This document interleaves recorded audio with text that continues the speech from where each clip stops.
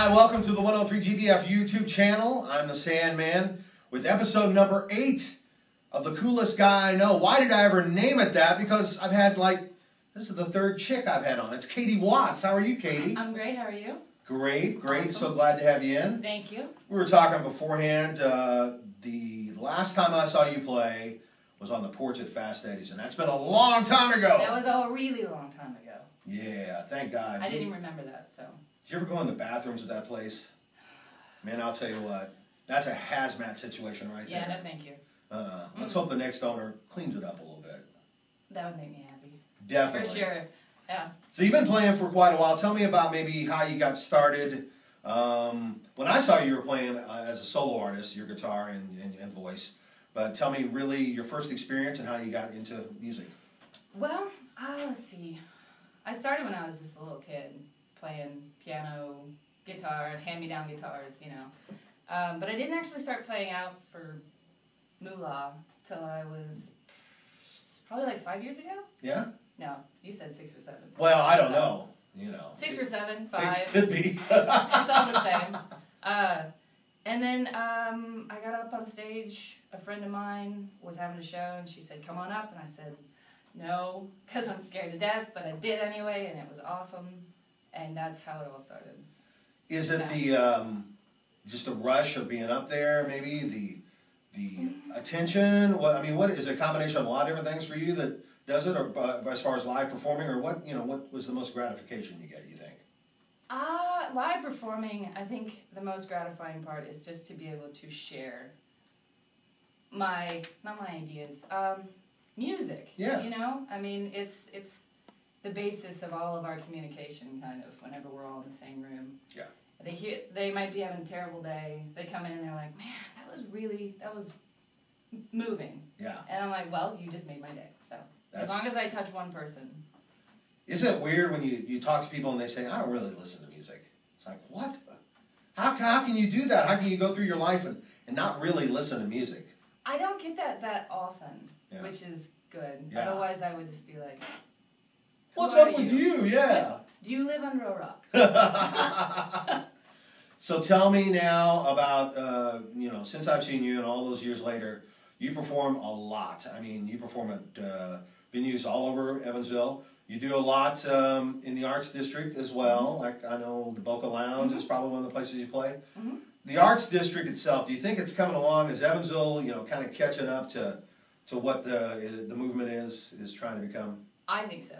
I really do. I mean, I moved here 12 years ago, and it's gone from just, downtown to a specific, arts district. There's music, there's art shows. I mean, I paint as well, so I'm in a bunch of the art shows, like Funk in the City, all those awesome ones, that they're putting on lately. And it's really great to see this, cultural movement, if you will, I think it's great.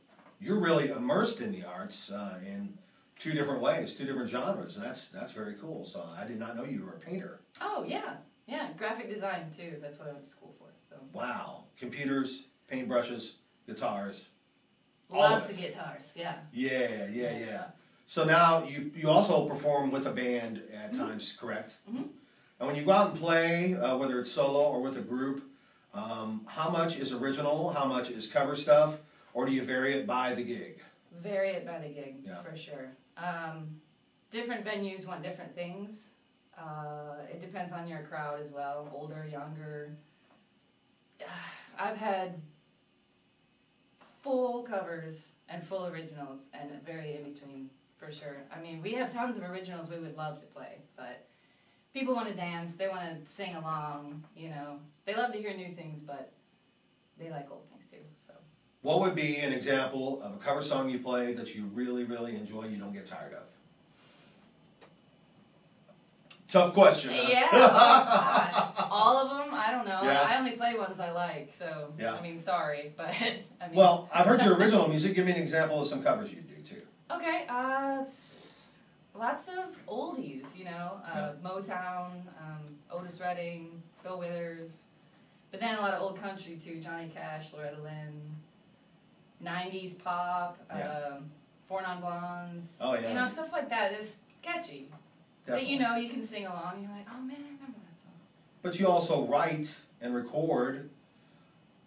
What has that been like? How has that developed over the years since you really first started writing and where you are today? I mean, was the early stuff, obviously it was probably beginner, kind of a little more crude, you know, structure, and now how do you think you've come through that journey? I mean, and polished your craft? Well, I will continue polishing it till I'm gone. Because you can always be better. You can always add another aspect. I mean, I'm just trying to do a new project with a friend of mine, and we're just starting. And then there's this other side project I want to go into, electronica and stuff. You know, just different genres. There's always something new. But starting off, it was pretty crude. It was, I mean, the songwriting wasn't bad. Right. But I do say so myself. Yeah. But the music was kind of, simple. Yeah. Strumming. I like to incorporate a lot of finger picking now, which is kind of, not many people do that, which is different to me. I thought they would, but. Who would have been an inspiration of that style to you? Someone you saw perform? Or is that just something you heard it and you're like, I got to learn how to do that? Well, honestly, my dad. My daddy is probably my number one, idol, because he introduced me to all kinds of music when I was young. He gave me the guitar, he showed me how to sing, gave me a little tiny microphone when I was like 3, and he played guitar with me, and my uncle played bass, and my mom sings, although she's really shy about it. But yeah, it was my family. That's cool. Definitely. That they encourage you that much. Mm-hmm. Talking to Katie Watts, local musician, artist, and also I know that you're very open about your sexuality. You and your partner are celebrating your anniversary tomorrow. We are. 2 That's years. awesome. That's fantastic. Yeah, thank you. So I wanted to ask you, leading up to that, the recent legislation in Indiana, where for a few days anyway, gay couples could be married, and then that was revoked. Yeah, so exciting. And then they just tore it away. Do you see in the future that being reversed and going back to, I mean, what do you think is going to happen with all that? I absolutely see it being reversed. I mean, how many states does it? I'm not even sure the number right now. That's terrible of me, but I don't. How many have gone, pro-gay marriage? But sure. It's not really about a number. It's about just acceptance. We're all the same. It doesn't matter, honestly. I mean, you're not gay now that I touched you. I'm just saying. It's not that difficult to understand. Sure. So, it's definitely going to come around. I mean, the younger generation seems to be more accepting than the older. Kind of stuck in their ways, so. Yeah, I would agree. I actually feel blessed and lucky that you touched me. Oh, well, thank you. You're quite welcome. Where are you going to be playing in the next few that people could check you out? And what are some of your regular kind of joints that you play? I play every Wednesday at either Holiday Inn, the Allegra Lounge, Campi, or Deerhead Open Mic is the first Wednesday of every month. We play at Deerhead on the weekends with my band, Katie Watts and the Ideas.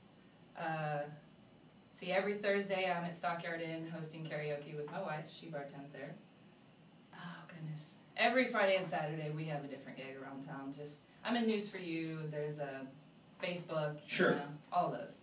What's your Facebook page? Is facebook.com Katie Watts? No, Music by Katie Watts. All right. Yeah. Look that up. Give her a like. Find out where she's going to be playing.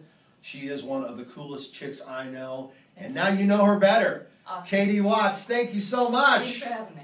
And you can see more videos like this by subscribing to the 103 GBF YouTube channel.